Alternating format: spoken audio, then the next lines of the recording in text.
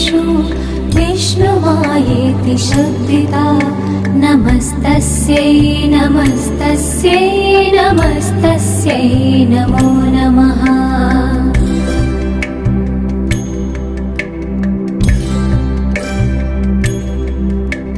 या देवी सर्वभूतेषु चेतनेत्यभिधीयते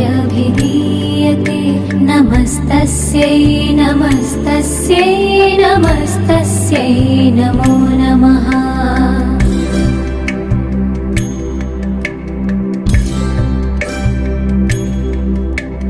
या देवी सर्वभूतेषु बुद्धिरूपेण संस्थिता नमस्तस्यै नमस्तस्यै नमस्तस्यै नमो नमः।